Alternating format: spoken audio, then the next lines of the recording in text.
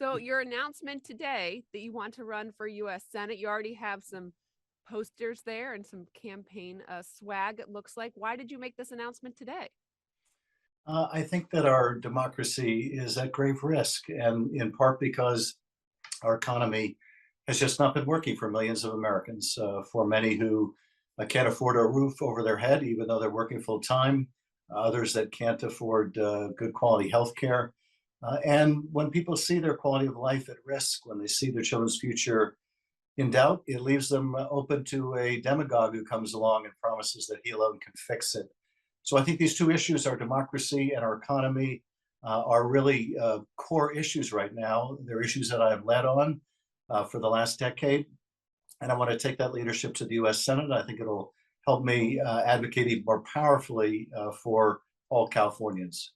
Aren't these things that you can continue to do as a congressman? Why try to do them now in the Senate? I think some of the most pivotal fights in the future over our democracy, over our standard of living, are going to take place in the Senate. That's frankly where some of the former president's biggest enablers are.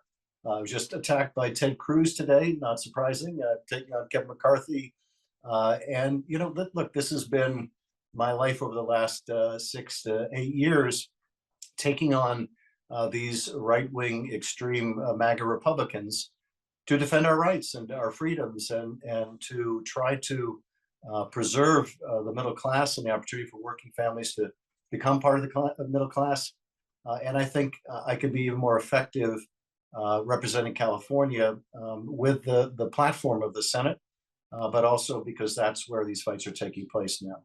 Speaking of Kevin McCarthy, he kicked you off the Intelligence Committee this week. Wondering what you are feeling about that loss of that position, and if that move by Republicans there is making you want to say, you know what, enough of Congress. I'm going to focus now on the Senate. I think it's kind of exhibit A of just how extreme the Republicans have become. No speaker has ever tried to decide for the other party who should be the leading Democrat on a committee. No one has ever, messed with the Intelligence Committee the way McCarthy is right now. Some of his own members speaking out against him. But look, I took on Kevin McCarthy and Donald Trump, who is essentially pulling the strings. They were happy about that. I think this is both sort of political vengeance, but also an effort to try to weaken oversight. They're apparently concerned that I'm effective at what I do and want to try to do what they can to stop it. They won't succeed, not in the House and not in the Senate. I think that they have just given Californians another argument to put me in the Senate, and that is to make Adam Schiff, Kevin McCarthy's home state senator. Senator Dianne Feinstein has not announced whether or not she's going to be running for reelection at all. Wondering about how some people think maybe you're stepping on her toes a little bit, considering she hasn't made an announcement, and if you've talked to her at all about your plans to run for her Senate seat. I have talked with her. In fact, I met with her yesterday. I spoke with her some weeks ago. We're very close. We've worked together on open space issues. We've worked on gun safety issues. She's carrying once again the assault weapons ban. I'm carrying once again the legislation in the House to take away the gun industry's immunity from liability, something Joe Biden has said maybe the single most important gun safety reform. So we have a very close relationship, and she was, very supportive of my making the announcement I am today. That doesn't mean an endorsement, but she was encouraging me to go forward and pursue this. She'll make her own announcement about her future plans in due time. But I think she recognizes, as I do, that this is a pivotal time in our history. And those issues that are so important to her are also important to me. And that is our democracy, our economy, our safety. And for those who want to learn more about my campaign, they can go to adamschiff.com and get involved. Did she say to you at all whether or not she plans to run for reelection? What was her answer? She said that she had not made a decision about that. And frankly, I think she's earned the right to decide for herself when she's ready to make that decision. And I wanted to make sure that I was being respectful of her, both because she's earned it, but also because in addition to the respect I have for her, I have a genuine admiration and even indeed affection for her. And so it's important to me as well as it is, I think, to her. Okay, hold on one second. Um, there's some, Katie Porter's already announced that she's going to be running. Other names being thrown out there.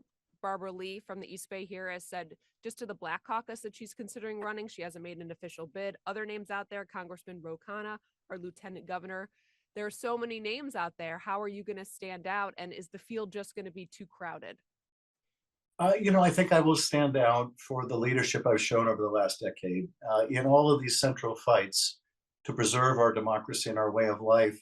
I've been at the center, investigating Donald Trump's misconduct vis-a-vis Russia and then Ukraine, leading the first impeachment of Donald Trump, securing the first bipartisan vote to convict or remove a president in our history, serving on the January 6th committee and exposing all of those efforts to overturn our election and interfere with a peaceful transfer of power, fighting side by side with labor for livable wages and the right to bargain, the right to redress in this difficult economy.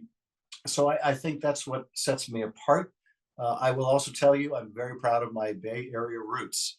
I grew up in the East Bay. I attended grade school, middle school, and high school in Alamo, Danville. I'm a proud Monte Vista Mustang, in addition to going to college there. And I think knowing the Bay Area, understanding it, and roots there will also be a great value to me.